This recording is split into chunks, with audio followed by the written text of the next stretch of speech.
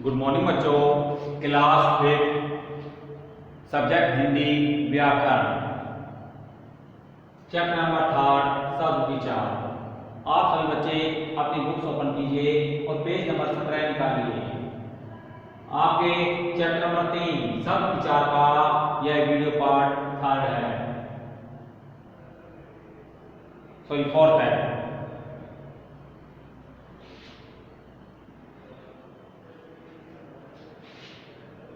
हम अपना H work कर रहे हैं, होमवर्क कर रहे हैं। स्टार्ट करें। क्वेश्चन नंबर 6 तक हमारा हो गया था। अब क्वेश्चन नंबर 6 निम्न तत्सम शब्दों के तद्भव रूप लिखिए। क्वेश्चन नंबर 6 देखिए, निम्न तत्सम शब्दों के तद्भव रूप लिखिए। यहां पे देखिए तत्सम शब्द, यहां पे तद्भव शब्द।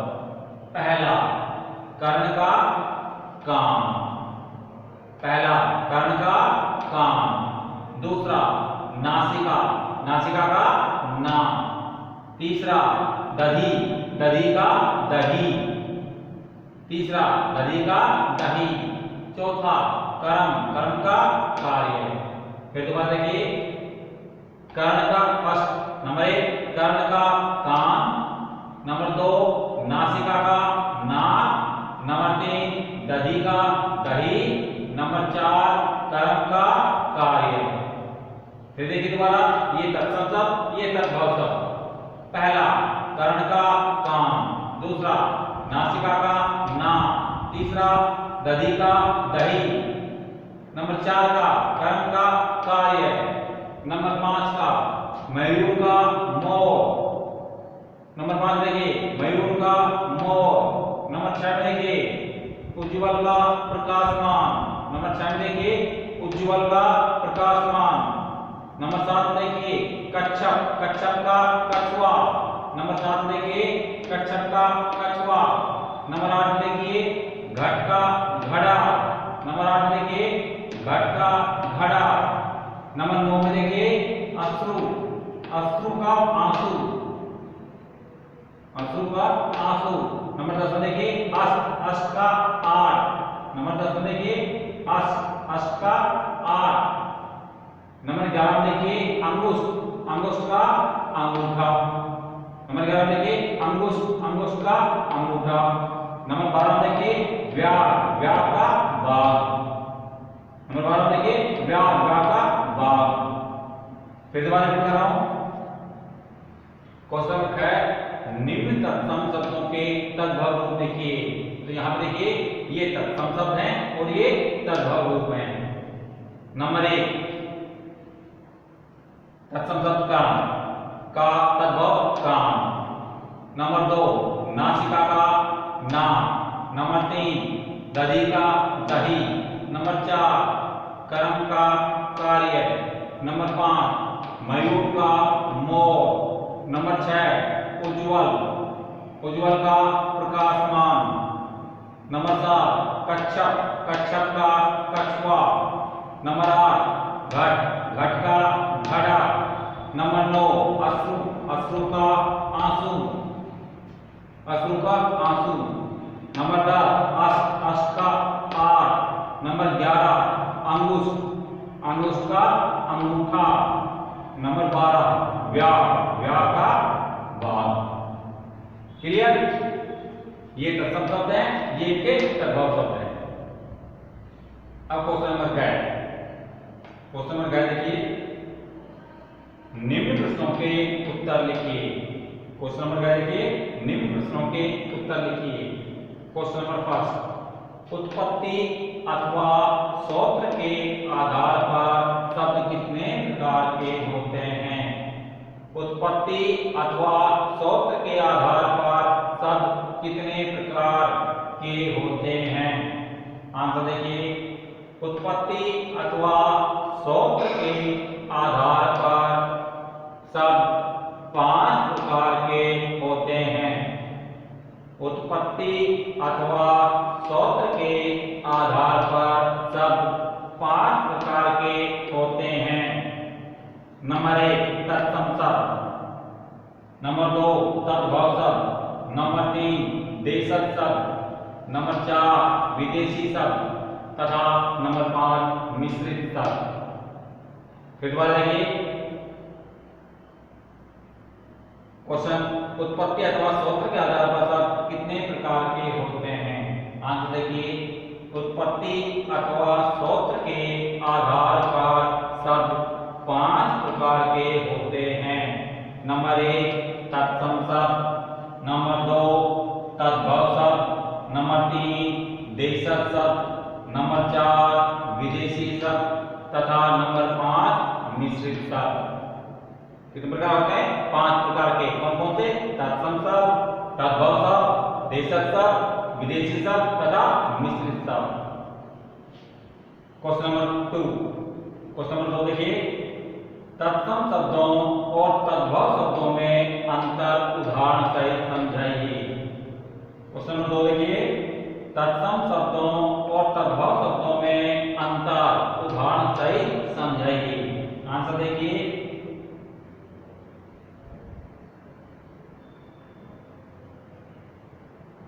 आंसर देखिए, तत्सम और तद्भव दोनों प्रकार के शब्द मूल रूप से संस्कृत के हैं। मूल रूप से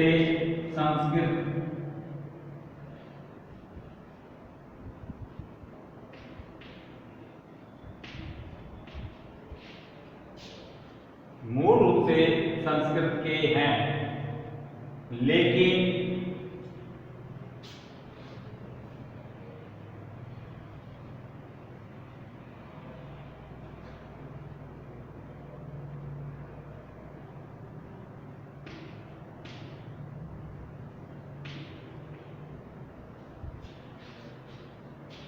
तत्सम और तद्भव दोनों प्रकार के शब्द मूल रूप से संस्कृत के हैं, लेकिन तत्सम शब्दों का हिंदी में ज्यों के त्यों प्रयोग किए जाते हैं,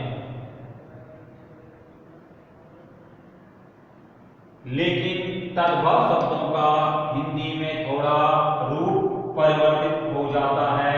इनमें यही अंतर है। फिर आंसर देखिए, तत्सम और तद्भव दोनों प्रकार के शब्द मूल रूप से संस्कृत के हैं, लेकिन तत्सम शब्दों का हिंदी में ज्यों के त्यों प्रयोग किए जाते हैं, लेकिन तद्भव शब्दों का हिंदी में थोड़ा रूप परिवर्तित हो जाता है। इनमें यही अंतर है। फिर रिपीट कर रहा हूं, फिर देखिए आंसर, तत्सम और तद्भव दोनों प्रकार के शब्द मूल रूप से संस्कृत के हैं, लेकिन तत्सम शब्दों का हिंदी में ज्यों के त्यों प्रयोग किए जाते हैं, लेकिन तत्सम शब्दों को हिंदी में ज्यों के त्यों प्रयोग किए जाते हैं, लेकिन तद्भव शब्दों का हिंदी में थोड़ा रूप परिवर्तित हो जाता है। इनमें यही अंतर है। उदाहरण देखिए, उदाहरण नंबर 1, तत्सम शब्द कौन से? कर्ण, नासिका। तद्भव शब्द कान, नाक आदि। तत्सम शब्द देखिए उदाहरण में कर्ण, नासिका, और तद्भव देखिए कान, नाक आदि।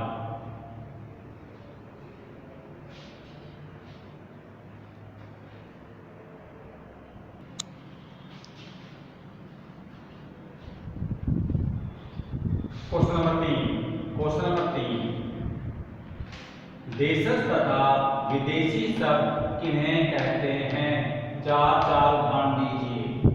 क्वेश्चन नंबर 3, देशज तथा विदेशी शब्द किन्हें कहते हैं? 4 उदाहरण दीजिए। आंसर देखिए, नंबर 10 पे देशज शब्द वे शब्द जो क्षेत्र विशेष में प्रचलित विभिन्न बोलियों से हिंदी भाषा में आए हैं, वे देशज शब्द कहलाते हैं। फिर देखिए आंसर, देशज शब्द वे शब्द जो क्षेत्र विशेष में प्रचलित विभिन्न बोलियों से हिंदी भाषा में आए हैं वे देशज शब्द कहलाते हैं। जैसे सरपट, लौटा, झूला तथा ताला। जैसे सरपट, लौटा, झूला तथा ताला। विदेशी शब्द विदेशी शब्द जो शब्द विदेशी भाषाओं से हिंदी भाषा में आए हैं वे विदेशी शब्द कहलाते हैं। विदेशी शब्द जो शब्द विदेशी भाषाओं से हिंदी भाषा में आए हैं वे विदेशी शब्द कहलाते हैं। जैसे अंग्रेजी का मीटर, जैसे अंग्रेजी भाषा का मीटर शब्द, अरबी भाषा का कानून शब्द, फारसी भाषा का बर्फ शब्द तथा पुर्तगाली भाषा का कारतूस आदि। जैसे अंग्रेजी भाषा का मीटर शब्द, अरबी भाषा का कानून शब्द, फारसी भाषा का बर्फ शब्द तथा पुर्तगाली भाषा का कारतूस शब्द आदि। क्वेश्चन नंबर 4, रचना या बनावट के आधार पर शब्द कितने प्रकार के होते हैं? क्वेश्चन नंबर 4, रचना या बनावट के आधार पर शब्द कितने प्रकार के होते हैं? आंसर देखिए, रचना या बनावट के आधार पर शब्द 3 प्रकार के होते हैं। रचना या बनावट के आधार पर शब्द 3 प्रकार के होते हैं। पहला रूढ़ शब्द, दूसरा यौगिक शब्द और तीसरा योग रूप शब्द। रिपीट कर रहा हूं, रचना या बनावट के आधार पर शब्द 3 प्रकार के होते हैं। पहला रूढ़ शब्द, दूसरा यौगिक शब्द तथा तीसरा योग रूप शब्द। क्वेश्चन नंबर 5, यौगिक तथा योग रूप शब्द में अंतर उदाहरण देकर समझाइए। क्वेश्चन 5, यौगिक तथा योग रूप शब्द में अंतर उदाहरण देकर समझाइए। आंसर, यौगिक शब्द जब किसी रूढ़ शब्द में सार्थक शब्द अथवा शब्दखंड जुड़ जाता है तो इस प्रकार बने शब्द यौगिक शब्द कहलाते हैं। फिर देखिए, यौगिक शब्द जब किसी रूढ़ शब्द में सार्थक शब्द अथवा खंड अथवा शब्दखंड जुड़ जाता है तो इस प्रकार बने शब्द यौगिक शब्द कहलाते हैं। एग्जाम्पल देखिए, उदाहरण जैसे हिम प्लस आल्य हिमालय। उदाहरण देखिए, जैसे हिम प्लस आल्य हिमालय। योग रूप शब्द, योग रूप शब्द दो या दो से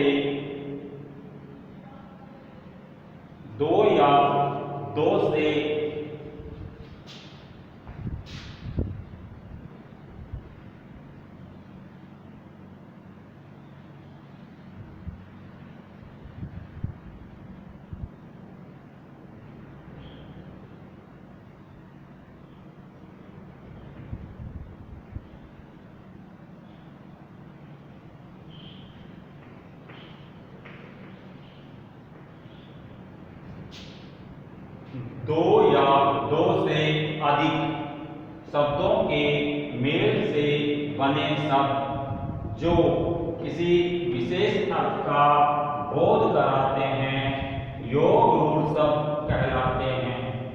फिर देखिए, योग रूढ़ शब्द दो या दो से अधिक शब्दों के मेल से बने शब्द जो किसी विशेष अर्थ का बोध कराते हैं योग रूढ़ शब्द कहलाते हैं। जैसे योग रूढ़ शब्द कौन सा है? चार पाई, चार पांव। विशेष शब्द क्या होगा? हाथ। जैसे योग रूढ़ शब्द क्या है? चार पाई। अर्थ क्या होगा? चार पांव वाली। चार पाई का अर्थ क्या होगा? चार पांव वाली। और इसका विशेष शब्द क्या होगा? हाथ।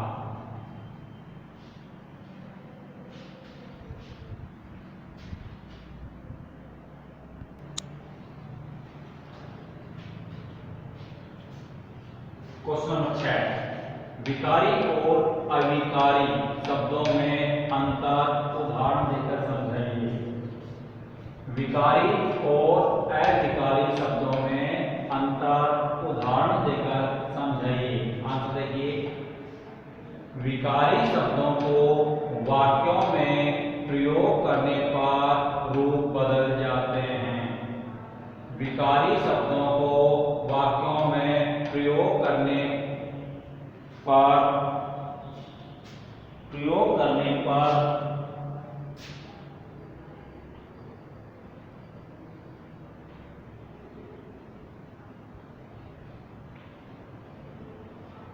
करने पर रूप बदल जाते हैं, जबकि अविकारी शब्दों के वाक्यों में प्रयोग करने पर इनके रूप नहीं बदलते हैं। आंसर देखिए, विकारी शब्दों को वाक्यों में प्रयोग करने पर रूप बदल जाते हैं, जबकि अविकारी शब्दों के वाक्यों में प्रयोग करने पर इनके रूप नहीं बदलते हैं। उदाहरण देखिए विकारी शब्द का। नंबर 1, विकारी शब्द का बच्चा खाता है, बच्चे खाते हैं। यहाँ खाता है खाते हैं में बदल गया है, इसलिए ये क्या है, विकारी शब्द। बच्चा खाता है, बच्चे खाते हैं। यहाँ खाता है खाते हैं में बदल गया, इसलिए ये विकारी शब्द है। नंबर 2, अविकारी शब्द। कछुआ धीरे धीरे चलता है।